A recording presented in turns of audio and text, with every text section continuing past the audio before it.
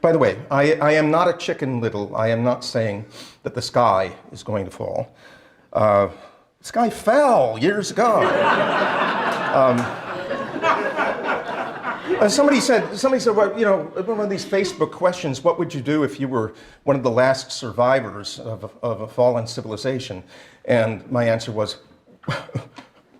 would? I am one. It isn't the case that unless we do something, the very thing, culture itself, will collapse around us. That's already happened. It already happened. So I'm not here to warn you about what's going to happen. I'm here to encourage you to do something constructive about it. And it has occurred to me with some pain in recent months. As we have watched, my family and I have watched some of the young people that we knew when we were homeschooling our kids 20 years ago. Watched as these young people, my daughter says, they are absorbed into whatever thing that is out there, Jabba the State. They're assimilated. And it's disappointing. And I have a feeling I know why. It is because the imagination in these cases was never formed when they were young. We have spent billions of dollars, haven't we? And it must be spent, some of it must be spent anyway, trying to get half-decent laws passed that favor marriage and the family, that favor life, or more often, to try to prevent absolutely dreadful laws from being passed. This is necessary work.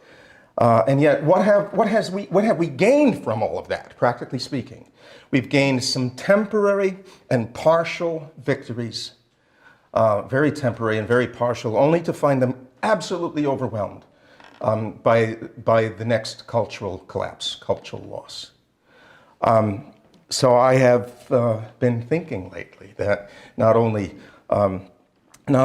in this case must we put our hope in a restoring of culture, it is almost the only hope, I'm speaking in human terms and earthly terms here, that we have. The imagination is going to lead us. It's going to lead us to heaven, or it's going to lead us to hell. It's the thing. It's the one thing needful when it comes to raising young people, now I'm persuaded, and changing whatever it is out there that is called by the name of culture, but is not. I like to think about the silly old joke where Satan and St. Peter have gotten together a ball club, and St. Peter thinks that he's going to have a grand time winning because he's got Lou Gehrig and Stan Musial and all the other great good men of baseball. How can Satan possibly win? And Satan says, well, I don't care about that. I have all the umpires. Well, I imagine that Satan makes a similar deal with, would take a similar deal with God. You can have your occasional political victories. You can have a solid catechism. You can have actually solid theological teaching or catechetical teaching in your schools. You can even have a married mother and father and some decent order in the household anyway.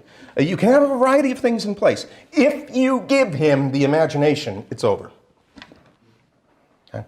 That's all. He doesn't need any more.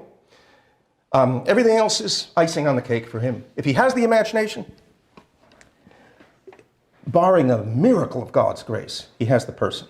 If he has the imagination, he's got the whatever we should call it, which is not a culture. He's got that. That's it. It's over. Okay. Who said so besides me? Everybody said so. C.S. Lewis said so because Plato said so. C.S. Lewis recalled the great metaphor that Plato used of the soul, with the tripartite soul, with rationality being in the seat of the charioteer, that chariot being led by two horses, one wayward but one noble. The wayward horse is the appetite. It will always go towards immediate, gross, earthly fulfillment of its passions. But that noble horse can be directed by reason. And it has a view of real beauty. It is on fire for that beauty. The noble horse, if well trained, can put the curb on the wayward horse. That charioteer is going someplace.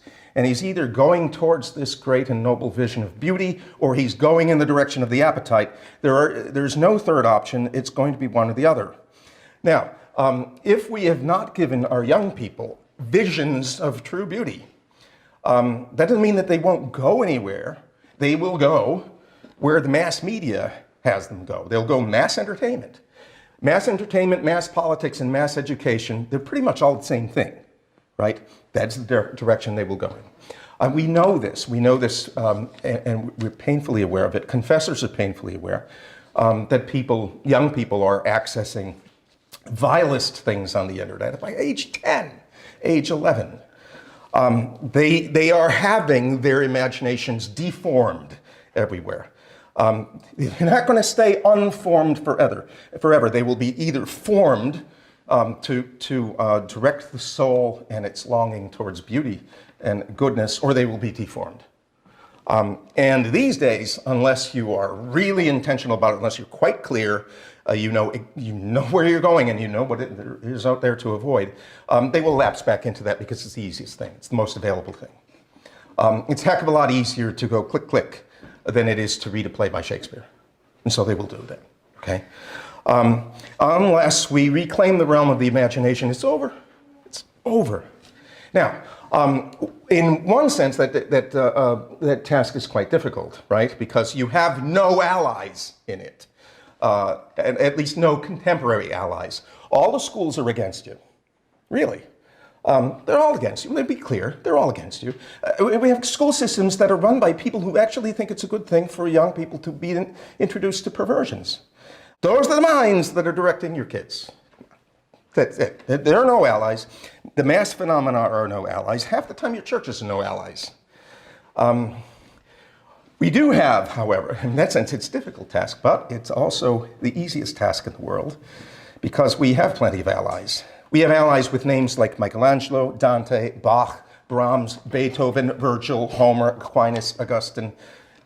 They're our allies. All of them are our allies. What do they got?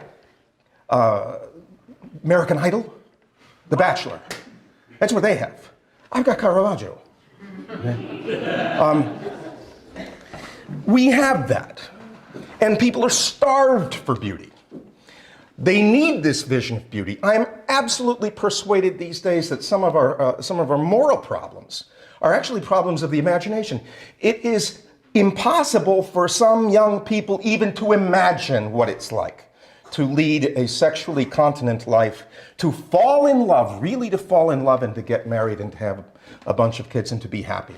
They don't know. It's not in their field of imagination. Theoretically, they might know that it's possible.